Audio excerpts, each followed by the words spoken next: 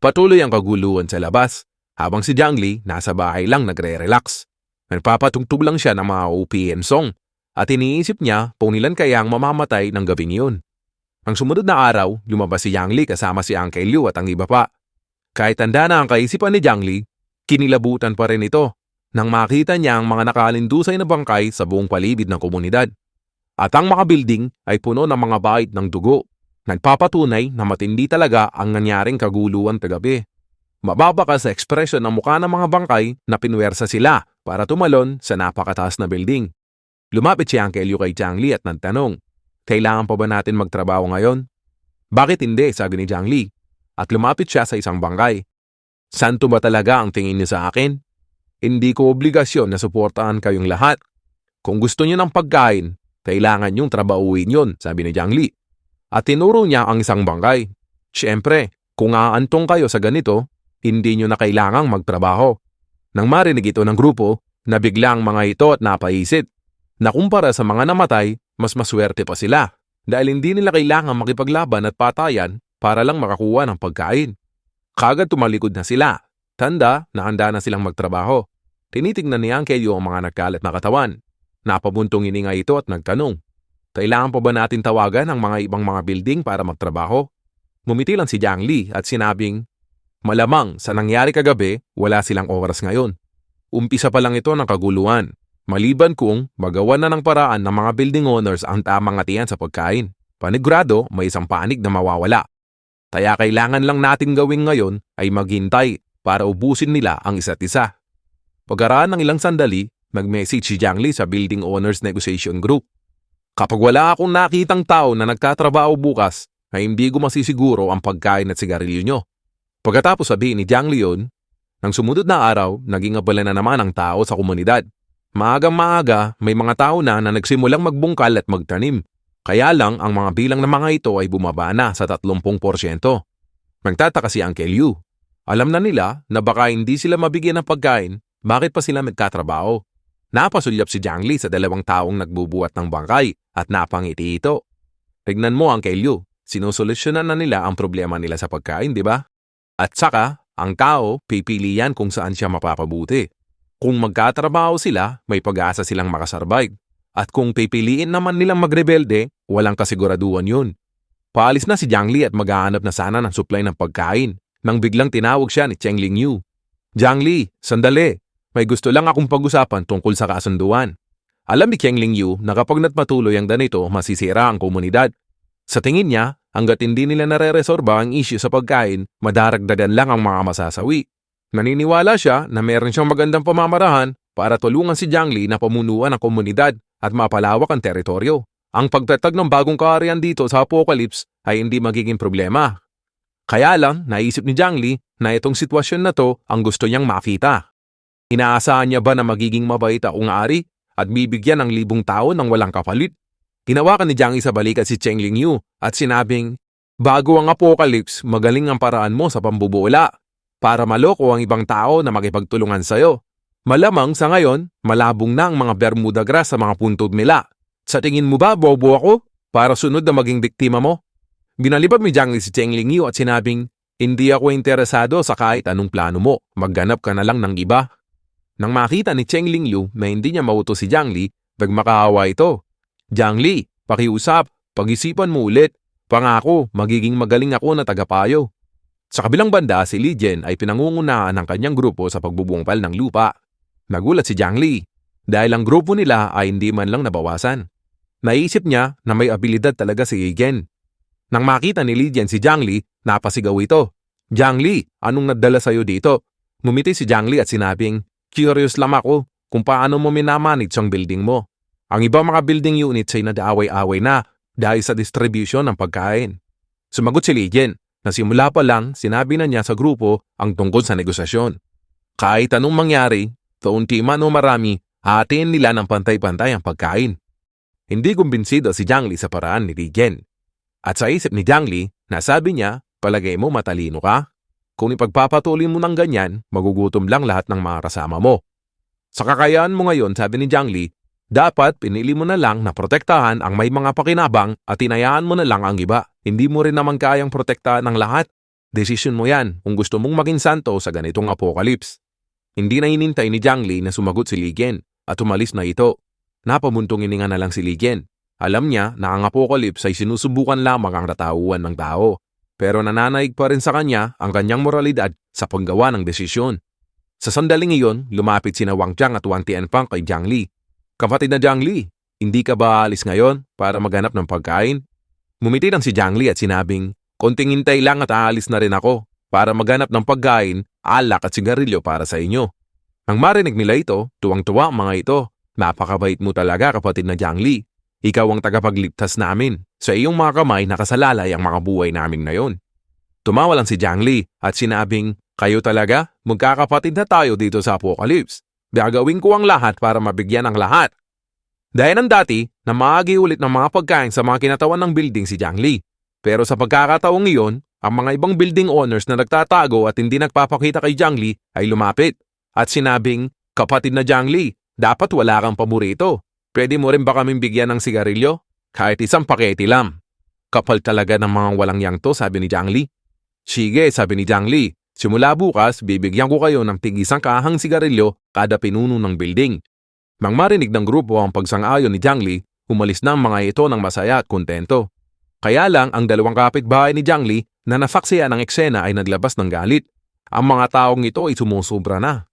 Napakabait mo na nga at binibigyan mo sila ng pagkain kapatid na Jiang Li. Tapos gusto pa nila ng sigarilyo ngayon? Kung nanghingi sila ng sigarilyo ngayon, baka bukas alak naman. Tumawa lang si Jiang Li at sinabi sa kanila, tama naman sila, dapat wala akong paborito. Nabigla at natulala ang dalawa. Hindi nila inaasahan na ang kadaya niyang walang puso ay basta na lamang papayag ng ganun-ganun lang. Ang dalawang kapitbahay ay nilamon ng selos. Nagtrabaho sila ng 18 oras para makaraos lang. Kaya bakit deserve ng mga building owners na mabigyan ng sigarilyo? Pagkatapos, bumalik na sa bahay si Jiang Li at humiga sa kanyang supa. Nagmuni-muni ito kung ano ang mga susunod niyang gagawin. Naisip niya na pagkatapos ng mga kaguluhan noong mga nakaraang araw, ang populasyon ng komunidad ay nahati na. Malamang ang mga natitira ay hindi na magpapatayan. Kung magpapatuloy ito, sabi ni Jiang Li, lalala ang sitwasyon para sa akin. Oras na para patahimikin ang mga taong ito. Kinabukasan, nagpunta si Jiang Li sa isang supermarket para kumuha at mangolekta ng mga supply.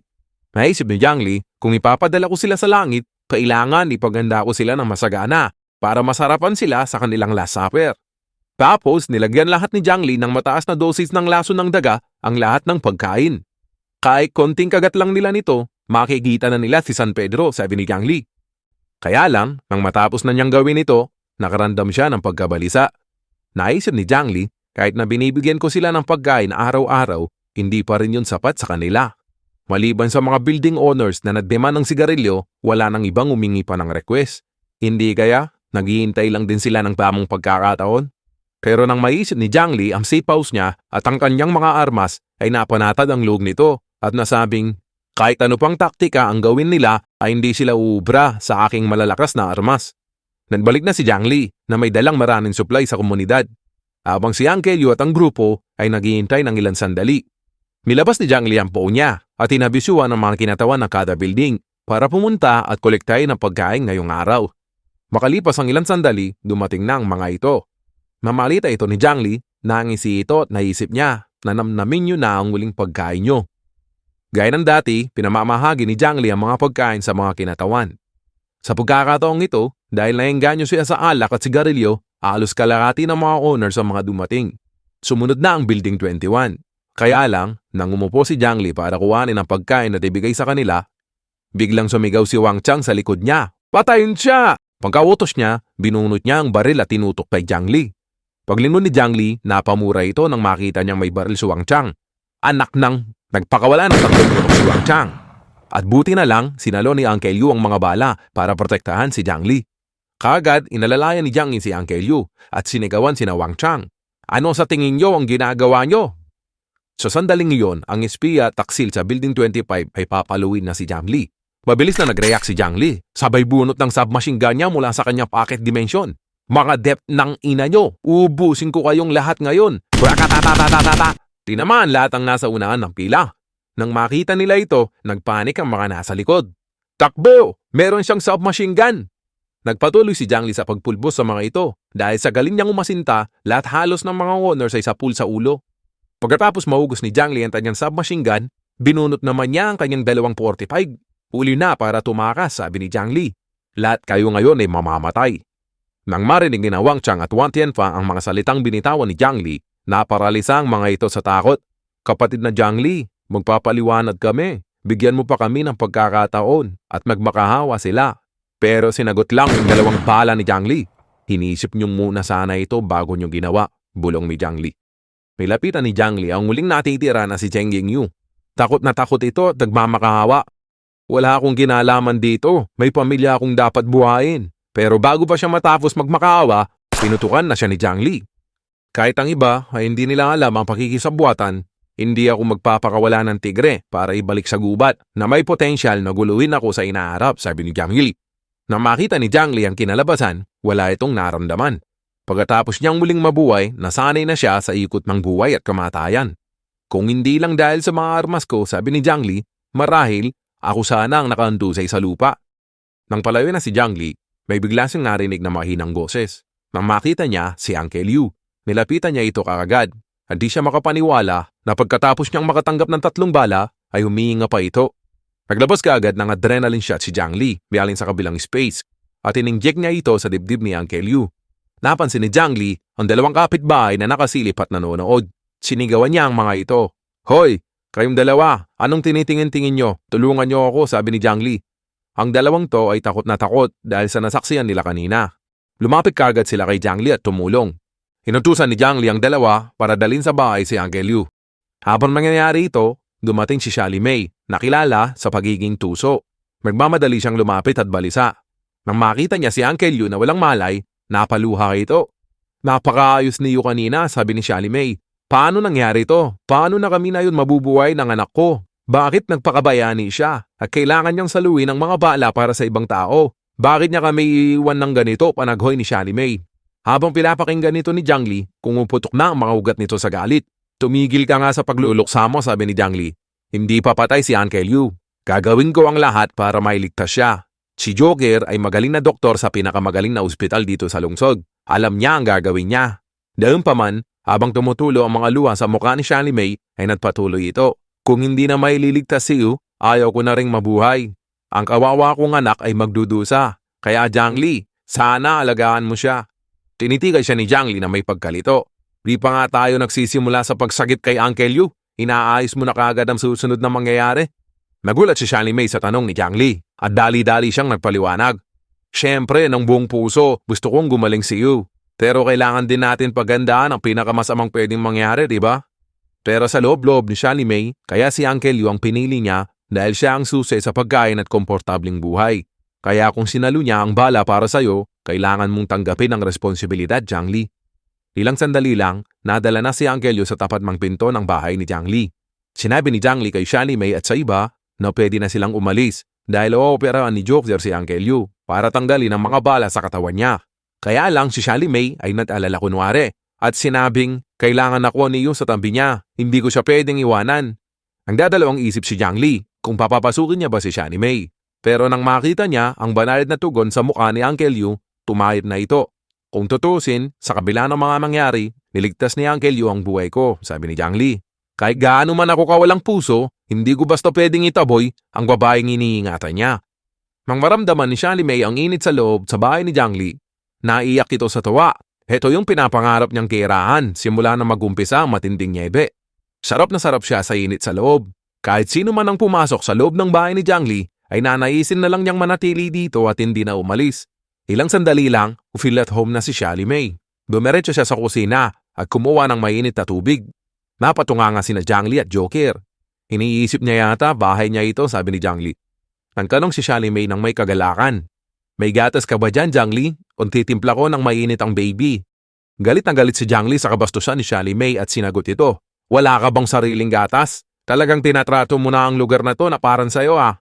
Sumagot si Xiali Mei. Kailangan dumedi ng baby. Ang baby na ito ay mahal na mahal ni Yu. Tigilan mo na yan, sabi ni Jiang Li. Alin sa dalawa ang gagawin mo? Tutulong ka o lalabas ka? Pumunta na si Jiang Li sa generator room at inilagay niya lahat ang gamit na nandoon sa kabilang space dimension. Tapos naglabas siya ng kama at ginawang operating room ang lugar. Napanood ito lahat ni Sally May at namangha. Wow, Jiang Li! Magikero ka ba o ano? Hindi ito pinansin ni Jiang Li at umarap kay Joker. Sabihin mo sa akin kung anong mga gamot at kagamitan ang kailangan mo, sabi ni Jiang Li. Ibibigay ko basta meron ako. Kahit anong mangyari, kailangan natin mailigtas si Uncle Liu. Bilang magaling na doktor, alam na ni Joker ang kanyang mga gagawin. Una sa lahat, kailangan niyang tignan ang mga tama ng bala ni Uncle Liu kung gaano ito kalala.